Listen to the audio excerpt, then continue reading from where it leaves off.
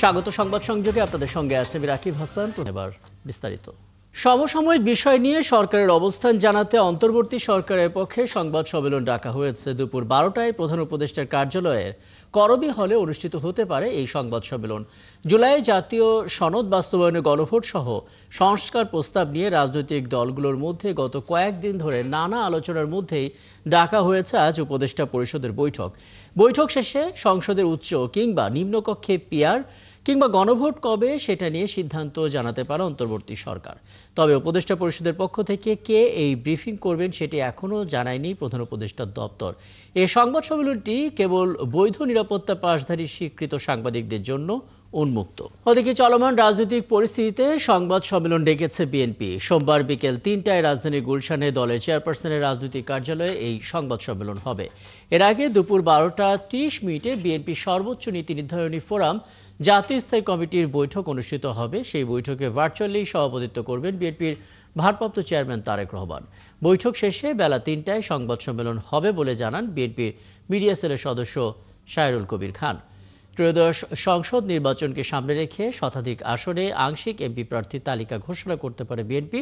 এরপর অন্যান্য আসনে ধাপে ধাপে প্রার্থীর নাম ঘোষণা করবে দলটি।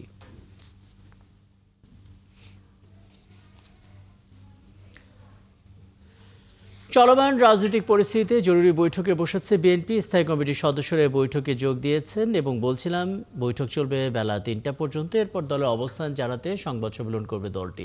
রাজধানী গুলশানে দলের চেয়ারপারসনের কার্যালয়ে এই সংবাদ সম্মেলনে কথা বলবেন মহাসচিব মির্জা ফখরুল ইসলাম আলমগীর এবং এরপর যে আছেন সেখানে সহকর্মী মাহিলা ইসলাম বাকি খবর জানাতে যুক্ত হচ্ছেন আমাদের সঙ্গে।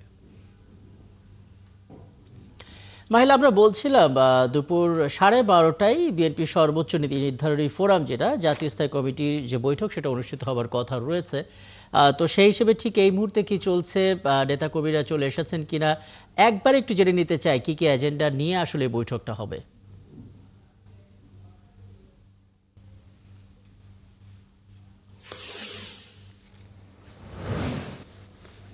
রাকিব, আপনাকে ধন্যবাদ। আমরা এখানে রয়েছি গুলশান কার্যালয়ে। আসলে মূলত গুলশান কার্যালয়ে এখন পর্যন্ত সেরকম খুব বেশি নেতাকর্মী না আসলেও নেতাকর্মীরা আসতে শুরু করেছে। আসলে যদি আপনাকে একটুখানি দেখাই এই সামনের চিত্রটুকু, সেখানে হচ্ছে গতকালকে ভারপ্রাপ্ত চেয়ারম্যান তারেক রহমান সন্ধ্যায় একটি অনুষ্ঠান করেন এবং সেই অনুষ্ঠানে কিন্তু আসলে বিএনপির যে 300 আসনে একক প্রার্থিতা, সেটা নিয়ে আসলে তিনি কথা বলেন এবং এই মাসেই যেহেতু একক প্রার্থিতা চূড়ান্ত হওয়ার কথা রয়েছে, তো সেই জন্যই আসলে হয়তো আজকের এই দীর্ঘ সময়ের বৈঠক।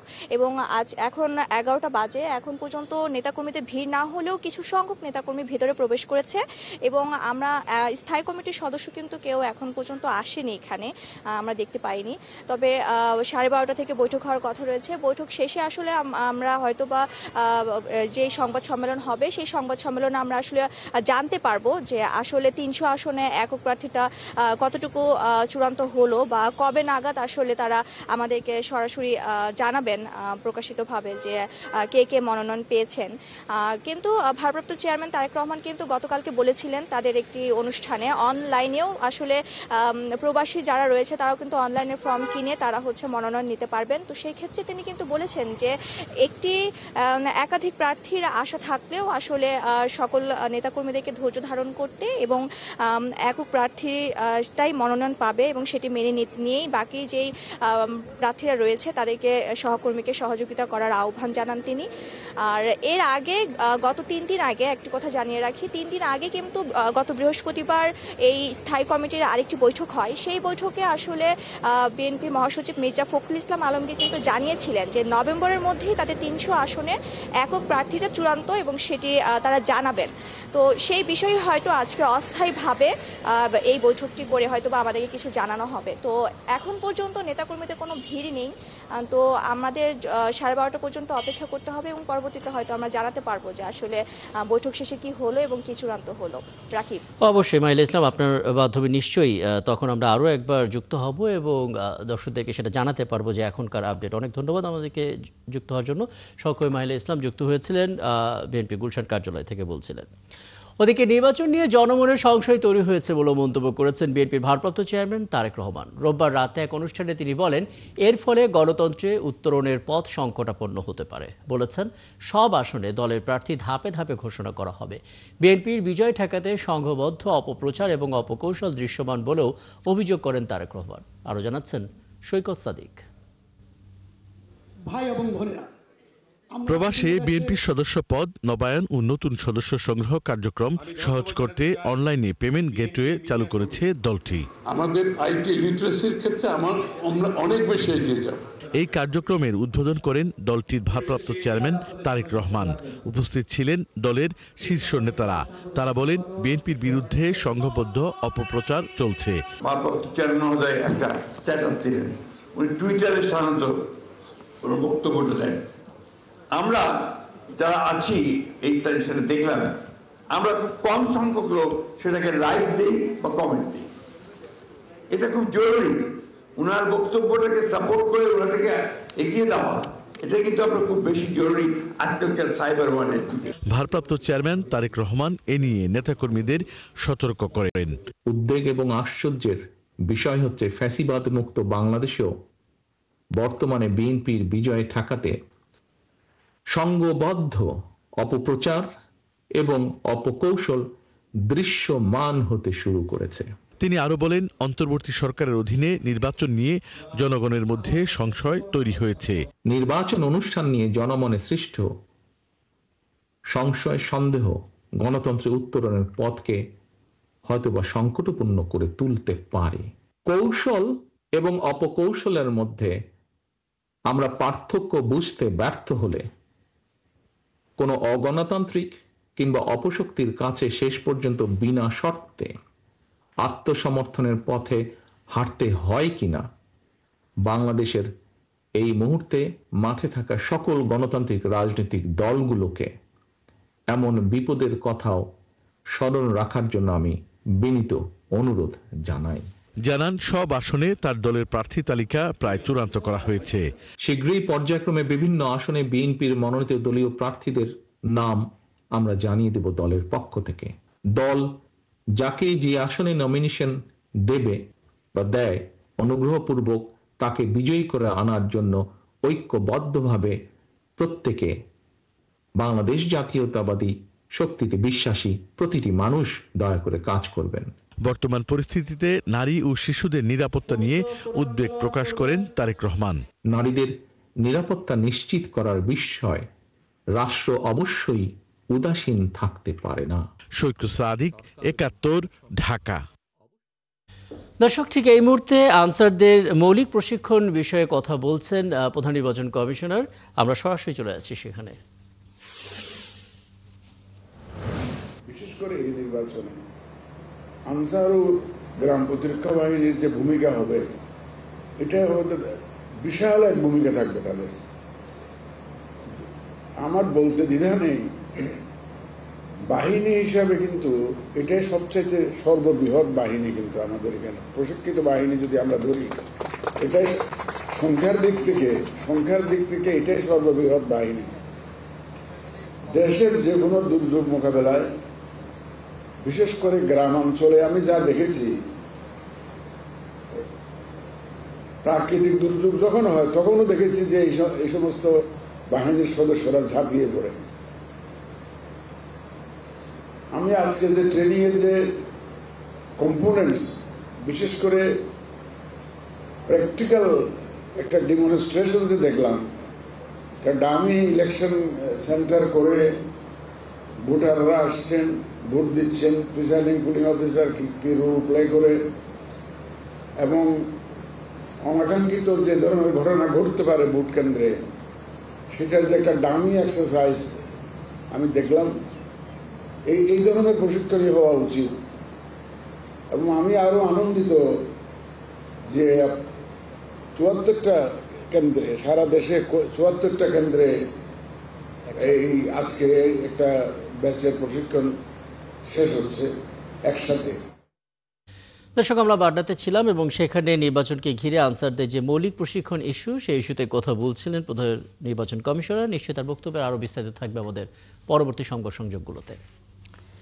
প্রবাসে বিএনপির প্রাথমিক সদস্যপদ নবায়ন এবং নতুন সদস্যপদ সংগ্রহের কাজ শুরু হয়েছে। বিএনপি ওয়েবসাইটে অনলাইন পেমেন্ট গেটওয়েতে অনলাইনে সব কাজ করতে পারবেন। এর আওতায় প্রবাস থেকে দলের সদস্যপদ নবায়ন, নতুন সদস্য সংগ্রহ এবং সদস্য ফি অনলাইনে দেওয়া সম্ভব হবে। নতুন এই উদ্যোগে সহজেই প্রবাসীরা বিএনপির সদস্য হতে পারবেন। দলের ভারপ্রাপ্ত চেয়ারম্যান তারেক রহমানের ডিজিটাল প্ল্যাটফর্মের এমন ধারণায় উদ্বুদ্ধ প্রবাসী রাজনীতিকরা। আর এমন সুযোগ করে দেয় তারেক রহমানের প্রতি কৃতজ্ঞতা জানিয়েছেন যুক্তরাজ্য বিএনপির নেতাকর্মীরা। বাকিটা জানাচ্ছেন আরিফ মাহফুজ। রবিবার প্রবাসী বিএনপির প্রাথমিক সদস্যপদ নবায়ন ও নতুন সদস্যপদ গ্রহণের জন্য বিএনপির ওয়েবসাইটের মাধ্যমে অনলাইন পেমেন্টের গেটওয়ে কার্যক্রম উদ্বোধন করা হয়। অনুষ্ঠানে ভার্চুয়ালি যোগ দিতে উপস্থিত হয়েছিলেন যুক্তরাজ্য বিএনপির সর্বস্তরের নেতাকর্মীরা।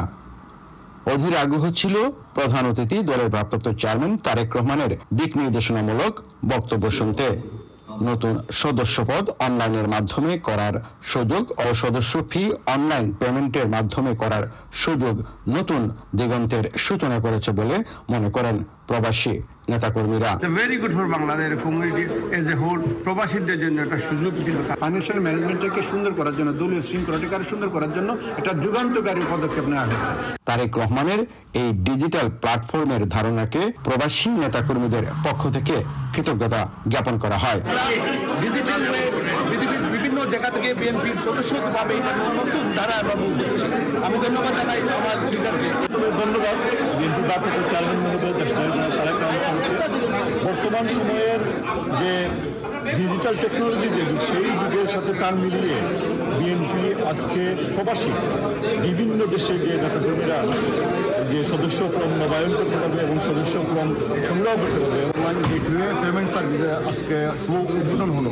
আমরা আমাদের যুক্তরাজ্য বিএনপির পক্ষ থেকে বিএনপির ভারপ্রাপ্ত চেয়ারম্যান জনাব তারেক রহমান সাহেবকে অভিনন্দন জানাই। আমাদের যে নতুন প্রজন্মটা এইটার জন্য একটা সুযোগ পেয়ে গেল। আবার ধন্যবাদ জনাব তারেক রহমান। প্রবাস থেকে বাংলাদেশ জাতীয়তাবাদী দল বিএনপির সদস্য পর্বের অনলাইন গেটওয়ে উদ্বোধনের মাধ্যমে নতুন যুগের সূচনা করেছে বলে মনে করছেন প্রবাসীরা। আরিফ মাহফুজ, ৭১, লন্ডন। ওদিকে ৫ দফা দাবিতে নতুন কর্মসূচি ঘোষণা করতে যাচ্ছে জামাতে ইসলামী। ইসলামী আন্দোলন সহ সমমনা ৮টি রাজনৈতিক দল। জুলাই জাতীয় সনদ বাস্তবায়নের আদেশ জারির সাথে নভেম্বরের মধ্যে গণভোট আয়োজনে বৈঠক রয়েছে সমমনা ইসলামী ৮ দলের। সকাল ১১টা নাগাদ দলগুলোর শীর্ষ নেতাদের বৈঠক শেষে সংবাদ সম্মেলনের মাধ্যমে কর্মসূচির ঘোষণা করা হবে। বৈঠক এবং সংবাদ সম্মেলন দুটোই অনুষ্ঠিত হবে রাজধানীর পুরান পল্টনে বাংলাদেশ খেলাফত মজলিসের কেন্দ্রীয় কার্যালয়ে। এরপর দুপুর 12:30টায় যৌথ সংবাদ সম্মেলনে আনুষ্ঠানিকভাবে কর্মসূচি ঘোষণা করা হবে। এর আগে একই ৫ দফা দাবিতে সমমনা ৮টি দল অভিন্ন এবং যোগ্যপথ নানা কর্মসূচি পালন করে। সবশেষ গেল বৃহস্পতিবার তারা আগারগাঁওয়ে সমাবেশ আর মিছিল শেষে নির্বাচন কমিশনে স্মারকলিপি জমা দেয়। আগামী নির্বাচনে ভোট দেওয়ার প্রস্তুতি নিচ্ছে নেত্রকোনার নারীরা। জেলার হাওড় থেকে শুরু করে পাহাড় সবখানেই নারীদের মধ্যে চলছে নির্বাচনের নিরাপত্তা নিয়ে আলোচনা। নারীর অধিকার নিয়ে কাজ করা কর্মীরা বলছেন, নিরাপদ ভোটের পরিবেশ নিশ্চিত হলেই কেবল অংশগ্রহণ বাড়বে। পাশাপাশি যোগ্য মানুষ নির্বাচিত হয়ে সংসদে যেতে পারবেন। মির্জা হৃদয় সাগরের তথ্য এবং ছবিতে বিস্তারিত। নির্বাচন মানেই গণতন্ত্রের উৎসব, কিন্তু সেই উৎসবে এখনো কিছুটা শঙ্কা নিয়ে এগোতে হয় নারীদের। বিশেষ করে গ্রামাঞ্চলে ভোট কেন্দ্রে যাওয়া, দীর্ঘ সারিতে অপেক্ষা কিংবা সহিংসতার আশঙ্কা, এসব কারণেই অনেক নারী ভোট দিতে যেতে দ্বিধায় থাকেন। ভোটার তালিকায় প্রায় অর্ধেকই নারী। তাই তাদের নিরাপত্তা, আস্থা ও অংশগ্রহণ নিশ্চিত করাই হতে পারে সুষ্ঠু নির্বাচনের বড় শর্ত। আর নারী ভোটারদের সক্রিয় অংশগ্রহণ ছাড়া পূর্ণাঙ্গ গণতান্ত্রিক নির্বাচন সম্ভব নয়। নতুন ভোটাররা ও শিক্ষার্থীরা নতুন ভোটার হিসেবে নির্বাচনকে সামনে রেখে অতি উৎসাহী। তারা চায় নির্বাচনের আগে সব দল নারীর ক্ষমতা নিশ্চিত করে নারীদের নিরাপত্তা নিশ্চিত করুন। যিনি সরকার গঠন করবেন ওই সরকার যেন আমাদের নারীর নিরাপত্তা এবং ক্ষমতা নিশ্চিত করে। সুষ্ঠু সুন্দর নির্বাচন যে যাক না কেন। নারীদের নিয়ে কাজ করা নারী উদ্যোক্তা ও নারী সংগঠকরা বলছেন, বেশিরভাগ নারী ভোট দিতে চায়, কিন্তু ভোটের দিনে নিরাপত্তা না থাকলে পরিবার থেকেও ভয় দেখানো হয়। যদি সরকার নিশ্চিত করে নিরাপদ পরিবেশ, তাহলে সব নারী ভোট দিতে এগিয়ে আসবে। এবার হয়তো বা আশা করছি শতভাগ ভোট দিতে যাবে লোকজন, কারণ সবাই একটা সুষ্ঠু নির্বাচন চায়। তো আমরাও সেভাবেই সুষ্ঠু নির্বাচন চাই। নির্বাচনকালীন সময়ে আমরা যে গণতান্ত্রিক ভাবে যেন একটা দেশ পরিচালিত হয়, সুন্দর একটা সরকার গঠন করা হয়। কর্মজীবী নারীরা বলছেন, নারীদের ভোট দেশের উন্নয়নের ধারায় গুরুত্বপূর্ণ। আমরা শান্তিতে থাকতে পারি, খাইতে পারি, স্বাধীনভাবে যাতে চলতে পারি, আমরা এরকম নির্বাচন চাই। যে আমরা পছন্দ হইব নারীদেরকে ভালো মতন আমরা কিন্তু আসলে নারী নিরাপত্তাটা পাচ্ছি না। আমরা চাই এই সরকার গঠনের মাধ্যমে আমরা নারী নিরাপত্তাটা যেভাবে পাই আর কি। মনোনয়ন প্রত্যাশী বিভিন্ন দলে নেত্রীরা ও নারী সংগঠকরা বলছেন, সংরক্ষিত আসনের বাইরেও প্রত্যেকটি দলে নারীর ক্ষমতায়ন নিশ্চিত করার জন্য সরাসরি নির্বাচনে নারীদের মনোনয়ন দেওয়া দরকার। নির্বাচন নিয়ে যে ভাবনা, সেটা হচ্ছে আমরা সর্বদলীয় এবং নিরপেক্ষ একটা নির্বাচন চাই। আগামী ত্রয়োদশ জাতীয় সংসদ যে নির্বাচন, এই নির্বাচন নিয়ে আমাদের নারীদের মধ্যে অনেক উৎসাহ এবং উদ্দীপনা। মানবাধিকার কর্মীরা মনে করেন, শুধু নিরাপত্তা নয়, ভোট কেন্দ্রে নারী বান্ধব পরিবেশ তৈরিও জরুরি। ভোটের দিনে আইন শৃঙ্খলা রক্ষাকারী বাহিনীর উপস্থিতি বাড়ানো, আলাদা সারি, বিশ্রামস্থল ও নারী পুলিশ মোতায়েন করলে নারীরা আরও উৎসাহী হবেন। নারী ভোটাররা আসবেন কিনা, ভোট দেবেন কিনা, এটা একটা চিন্তা ভাবনার ব্যাপার আছে। তো এই জায়গাটার কারণটা হচ্ছে এই যে ভয়ের জায়গাটা, এটা নারীরা একটু নানান ভাবে ভীতিকর পরিস্থিতিতে রয়েছে। এই ভীতি না কাটাতে পারলে সেই নারীর অংশগ্রহণটা আসলে জোরালো হবে না। নেত্রকোনা জেলায় 5টি সংসদীয় আসনে মোট ভোটার 20,32,942 জন। এর মধ্যে নারী ভোটার 10,01,132 জন। অরিসুল ইসলাম, 71। জুলাই আন্দোলনে রামপুরার মানবতা বিরোধী অপরাধের 2 মামলায় ডিএমপির সাবেক কমিশনার হাবিবুর রহমান সহ 5 জনের বিরুদ্ধে তৃতীয় দিনের মতো সাক্ষ্য গ্রহণ আজ। আন্তর্জাতিক অপরাধ ট্রাইব্যুনাল একের চেয়ারম্যান বিচারপতি মোহাম্মদ গোলাম মুর্তজা মজুমদারের নেতৃত্বাধীন 3 সদস্যের বেঞ্চে এই সাক্ষ্য গ্রহণ হচ্ছে। এদিন 2 জন সাক্ষীর জবানবন্দি নেওয়ার কথা রয়েছে। রামপুরা ছাদের কার্নিশে ঝুলে থাকা যুবক আমির হোসেনকে গুলি করা এবং আরও 2 জনকে হত্যার অপরাধে মামলা দায়ের হয়। গেল 27 অক্টোবর দ্বিতীয় সাক্ষী হিসেবে জবানবন্দি দেন গুলিবিদ্ধ বাসিত খান মুসার বাবা মোহাম্মদ মুস্তাফিজুর রহমান। ওই জবানবন্দিতে গেল বছরের 19 জুলাই ঘটে যাওয়া পুরো ঘটনার বর্ণনা দেন তিনি।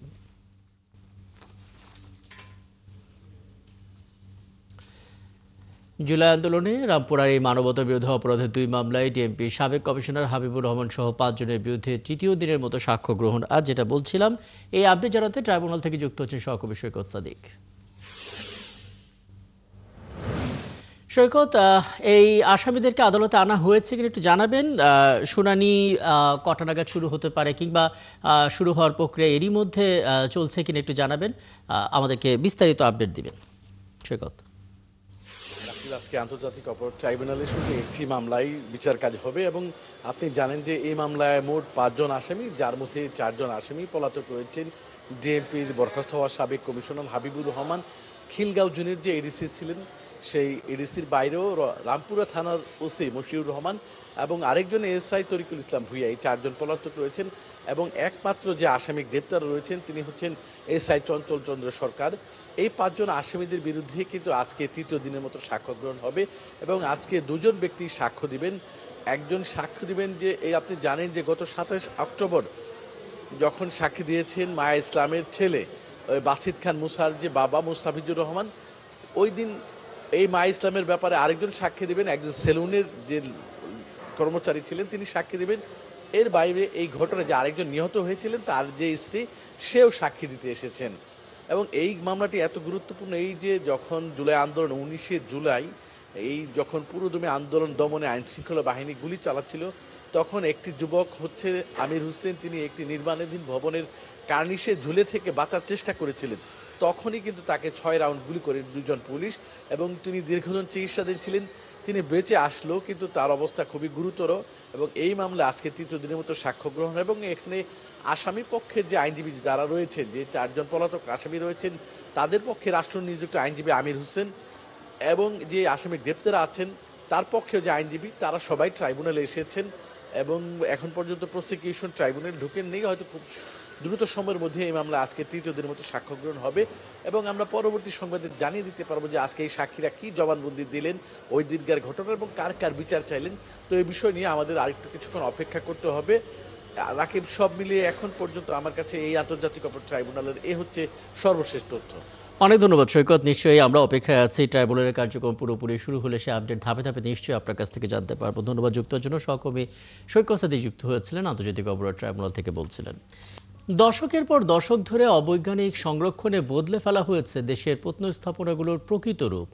গবেষণা ছাড়াই কখনো ব্যবহার করা হয়েছে আলাদা ধাঁচের ইট, আবার কখনো মূল গঠন শৈলীকে তোয়াক্কা না করে ভাঙা ইট ব্যবহারে মুছে ফেলা হয়েছে বিশেষায়িত বৈচিত্র্যময় নিদর্শন। গবেষকরা বলছেন নীতিহীনতা দশায় চলছে দেশের প্রত্নস্থান সংরক্ষণ। প্রত্নস্থাপনায় সংরক্ষণ ব্যত্যয় নিয়ে পার্থ সঞ্জয়ের 3 পর্বের প্রতিবেদনের প্রথম পর্ব আজ। ক্যামেরায় ছিলেন আহসান হাবিব টিটো। আদলটা চাঁদের পাহাড়ের মতো বলেই হয়তো নামখানি সোমপুর, পরিচিত পাহাড়পুর বৌদ্ধবিহার নামেও। ইতিহাস সাক্ষ্য রাজা ধর্মপাল 7ম-8ম শতকে এই বৌদ্ধবিহার নির্মাণ করেন। শিলভদ্র, অতীশ দীপঙ্করের মতো বৌদ্ধ পণ্ডিতগণ এখানে শিক্ষাদানে অংশ নিয়েছিলেন। হিমালয় অধ্যুষিত অঞ্চলে গুরুত্বপূর্ণ এই বিহার স্থাপত্যের নির্মাণশৈলী অনেকটা কম্বোডিয়া ও জাভার বিহারগুলোর মতো। ইতিহাসের এই অনন্য স্থাপনাটি সংরক্ষণের নামে বদলে ফেলা হয়েছে এর মূল কাঠামো। অভিযোগ গবেষকের। 8ম, 9ম, 10ম শতকের যে স্থাপত্য নিদর্শনগুলো, সেগুলো আমরা খননে আমরা বিক্রমপুরে প্রায় 37 রকমের ইট পেয়েছি সাইজের। কিন্তু আমরা ছাত্র জীবনে যখন পাহাড়পুর যাই দেখি সমস্ত ইট বড় বড়। 2013-14 সালে 15 সালে এই সময়ে একটা বড় বাজেট নিয়ে সংস্কৃতি বিষয়ক মন্ত্রণালয় এবং পর্যটন কর্পোরেশনের প্রজেক্টের আন্ডারে প্রায় 100 কোটি টাকা ব্যয়ে সংরক্ষণ করা হয়। সেই সংরক্ষণও আমরা যদি বলি আগেরটা 100% অবৈজ্ঞানিক, আমি বলবো পরেরটায় 200% অবৈজ্ঞানিক। এই অঞ্চলে প্রাপ্ত যে প্রত্ন নিদর্শন, সে নিদর্শনগুলোর 2 মিটার প্রশস্ত ইটের দেয়াল, সেই দেয়ালের মাঝখানে ভাঙা ইট আর কিনারায় সম্পূর্ণ ইট। কেন মাঝখানে ভাঙা ইট? কারণ কাদামাটির গাঁথুনি, যা তখনকার নির্মাণ কৌশল, সেই গাঁথুনিতে এই ভাঙা ইট শক্তভাবে জোড়া লাগত। কিন্তু সেই নির্মাণ কৌশলটি অবলম্বন করা হয়নি পরবর্তীতে সংরক্ষণ রীতিতে। কাদামাটির গাঁথুনির জায়গায় দেয়া হয়েছে লাইম সুরকির গাঁথুনি। স্থাপনার মধ্যে বর্তমান সময়ের ইট সিমেন্টে তৈরি করা হয়েছে রাস্তা ও ক্যানাল। মন্দিরের চূড়ায় উঠতে একবার কাঠের ব্রিজ ব্যবহার করে আবার তা সরিয়ে ফেলা। 2 বছর আগে মন্দিরে ওঠার কাঠের সিঁড়ি ছিল, আমি আসার 6 মাস পর ওই কাঠের সিঁড়িটা ভেঙে ফেলা হয়। প্রত্নতত্ত্ব অধিদপ্তরের আঞ্চলিক পরিচালক বলছেন, প্রত্নতত্ত্ব সুরক্ষায় সুনির্দিষ্ট পদ্ধতি মানা সম্ভব নয়। সব ক্ষেত্রে আমরা এই মাটি ব্যবহার করে এটার ফলাফল ওইভাবে ভালো পাওয়ার সম্ভাবনা খুব কম, যেই কারণে বিভিন্ন জায়গাতে আমরা ওই চুন সুরকির ব্যবহারটা করেই চেষ্টা করেছি। তবে প্রত্নতত্ত্ব অধিদপ্তরের সাবেক পরিচালক ও গবেষক মোহাম্মদ মোশাররফ হোসেন বলছেন, দেশে প্রত্নতত্ত্ব সংরক্ষণে নীতিমালা নেই গবেষণাও। তারই ফলাফল প্রত্নতত্ত্ব স্থাপনাগুলোর মূল আদল বদলে যাওয়া। মূল আদলটাকে ঠিক রাখতে হবে, এটাকে কোনো অবস্থায় কাল্পনিকভাবে রিভিল করা যাবে না। জন মার্শাল একটা গাইড বই করে গেছিল, কনজারভেশন ম্যানুয়াল সেটার নাম, সেটাকেও ফলো করা হচ্ছে না। পিপিআরে তো কোনো গাইডলাইন নাই যে আর্কোলজিক্যাল ওয়ার্কসটা কীভাবে হবে। আমরা তো একটা নীতিহীন দশায় চলছি। যেখানে এত প্রশ্ন, এত অভিযোগ পাহাড়পুর বৌদ্ধবিহারের সংরক্ষণ নিয়ে, তাকে সবচেয়ে ভালো সংরক্ষণ বলছে কর্তৃপক্ষ। পার্থ সঞ্জয়, 71, পাহাড়পুর, নওগাঁ। গ্যাস সংকটে দীর্ঘ 7 মাস বন্ধ থাকার পর আজ থেকে ইউরিয়া সার উৎপাদন শুরু করেছে রাষ্ট্রায়ত্ত Chattogram urea fertiliser limited CUFL। এই কারখানাটি এতদিন বন্ধ থাকায় দৈনিক প্রায় 3 কোটি টাকা সার উৎপাদন ব্যাহত হয়। CUFL এর ব্যবস্থাপনা পরিচালক মিজানুর রহমান বলেন, গেল এপ্রিল থেকে Karnaphuli gas distribution company limited কারখানাটিতে গ্যাস সরবরাহ বন্ধ করে দেয়। এতে কারখানার উৎপাদন পুরোপুরি বন্ধ হয়ে যায়। ফলে গত 19 অক্টোবর সকাল 11টা থেকে এই গ্যাস সরবরাহ পুনরায় চালু হয়। যান্ত্রিক প্রক্রিয়া সম্পন্ন করার পর রোববার রাত থেকে উৎপাদন শুরু হয়। তিনি জানান, এখন পূর্ণ মাত্রায় উৎপাদন চলছে। বঙ্গোপসাগর এলাকায় সৃষ্ট ঘূর্ণিঝড় মন্থার রেশ কাটতে না কাটতেই চলতি মাসেই বঙ্গোপসাগর এলাকায় আরও একটি ঘূর্ণিঝড় সৃষ্টি হতে পারে এমন আশঙ্কার কথা জানিয়েছে আবহাওয়া অধিদপ্তর। ওদিকে 10 নভেম্বর থেকে দেশের উত্তরাঞ্চলে শীতের আভাস মিলতে পারে বলেও জানাচ্ছে আবহাওয়া অধিদপ্তর। মাসের শেষে সারা দেশেই শীত জেঁকে বসবে বলেও পূর্বাভাস রয়েছে। দীর্ঘমেয়াদী আবহাওয়ার পূর্বাভাসে বলা হয়েছে নভেম্বর মাসে 2 থেকে 3টি লঘুচাপ সৃষ্টি হতে যাচ্ছে, এর মধ্যে একটি নিম্নচাপ অথবা ঘূর্ণিঝড়ে পরিণত হতে পারে। এছাড়াও চলতি মাসে দেশে স্বাভাবিকের চেয়ে বেশি বৃষ্টিপাত হবে বলে জানাচ্ছে সংস্থাটি। এছাড়া এই মাসেই দেশের কোথাও কোথাও এবং নদী অববাহিকায় কুয়াশা পড়ার আভাস দেখা দিয়েছে। ওদিকে ঘূর্ণিঝড় মন্থা ভারতের অন্ধ্রপ্রদেশ উপকূল পেরিয়ে ক্রমেই দুর্বল হয়ে গুরুত্বহীন হয়ে পড়ছে। 28 অক্টোবর সকাল 6টায় মন্থা প্রবল ঘূর্ণিঝড়ে পরিণত হয়ে পশ্চিম মধ্য বঙ্গোপসাগর এবং তৎসংলগ্ন এলাকায় অবস্থান করে এবং সেদিন মধ্যরাতে এটি ভারতের অন্ধ্রপ্রদেশের উপকূল অতিক্রম করে। সুনামগঞ্জের ধোপাজান নদীতে অবৈধ ড্রেজার মেশিন দিয়ে শত কোটি টাকার বালু লুটের অভিযোগ রয়েছে এলাকাবাসীদের।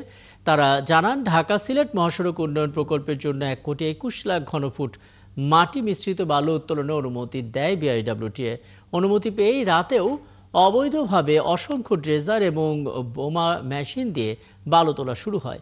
ঝুঁকির মুখে পড়ে যায় অন্তত 15টি গ্রাম। বিস্তারিত জানাচ্ছেন সহকবি শহীদ আহমেদ নূর, যুক্ত হচ্ছেন আমাদের সঙ্গে। নূর, আমরা কিছুদিন আগে পাথর কেলেঙ্কারির কথা শুনেছি, সাদা পাথর কেলেঙ্কারি, এবং এখন আমরা বালু উত্তোলনের ঘটনা জানতে পাচ্ছি। প্রথমত বলবেন, উন্নয়ন প্রকল্পের শর্ত ভেঙে রাতের আধারে যে উন্নত মানের সিলিকন বালু লুটপাট করা হলো তাদেরকে চিহ্নিত করা গেছে কিনা, বিআইডব্লিউটি এর বক্তব্য সেক্ষেত্রে কি, এবং জেলা প্রশাসন এখন পর্যন্ত কোনো ব্যবস্থা নিয়েছে কিনা? রাকিব, ধন্যবাদ আপনাকে। প্রথমেই জানিয়ে রাখি, সুনামগঞ্জে 2টি বালি মহল রয়েছে, একটি হচ্ছে জাদুকাটা আর একটি দোফাজান চলতি নদী। এই 2টি নদীর মধ্যে একমাত্র পাথর মিশ্রিত বালি মহল হচ্ছে দোফাজান চলতি নদী। যদিও জানেন, জাদুকাটা কয়েকদিন আগেও বালু লুট নিয়ে শিরোনাম হয়ে আসছিল, এবার নতুন করে আসলে যুক্ত হয়েছে দোফাজান চলতি নদী। 5 তারিখের পর থেকে যদিও এটি বেপরোয়া হয়েছিল, পরে প্রশাসনের হস্তক্ষেপে সেটি বন্ধ হয়ে যায়। এই দোফাজান চলতি নদী দীর্ঘদিন ধরে আসলে আদালতে নিষেধাজ্ঞা থাকার কারণে সেটিতে বালি উত্তোলন বন্ধ। তবে সম্প্রতি লিম্পিড ইঞ্জিনিয়ারিং নামে একটি প্রতিষ্ঠান উন্নয়ন প্রকল্পে বালি দেওয়ার নামে তারা এখান থেকে সিলিকা বালি উত্তোলন করছে। যদি বলি, অনুমোদন পাওয়ার পরেই তারা নদীতে ড্রেজার বসিয়েছে এবং ড্রেজার দিয়ে আসলে রাতে দিনে তারা বালি উত্তোলন করছে। এর ফলে হুমকির মুখে পড়েছে এই দোফাজান চলতি নদীর 2 পারের অসংখ্য গ্রাম। আমি কথা বলেছিলাম স্থানীয়দের সাথে, তারা যেমনটা জানিয়েছেন যে এখানে আসলে সিলিকা বালি আছে, এখানে বিট বালি নেই। বিট বালি নেওয়ার নামে সিলিকা বালি নেওয়ার কারণে খনিজ সম্পদের ক্ষতি হচ্ছে এবং এটি প্রশাসনের হস্তক্ষেপ তারা কামনা করছেন। যদি জানানোর চেষ্টা করি, এই লিম্পিড ইঞ্জিনিয়ারিং প্রতিষ্ঠানের সাথে কিন্তু একটি সিন্ডিকেট এখানে সাথে যুক্ত রয়েছে। তারা রাতে দিনে বিভিন্নভাবে আসলে বালি পাচার করছে এবং লুট, এমন অভিযোগ পরিবেশবাদীদের। তারাও হস্তক্ষেপ কামনা করেছেন যাতে এখানে বন্ধ হয় এবং এটি এই জায়গা থেকে যাতে অন্য জায়গায় সরিয়ে নেওয়া হয়, না হলে সরকারের অনেকগুলো তথ্য আসলে জেনে নিলাম। শহীদ নূর আহমেদ, নিশ্চয় আপনার প্রতিবেদনে আরো বিস্তারিত থাকবে। সহকবি শহীদ নূর আহমেদ যুক্ত হয়েছিলেন, বলছিলেন সুনামগঞ্জ থেকে।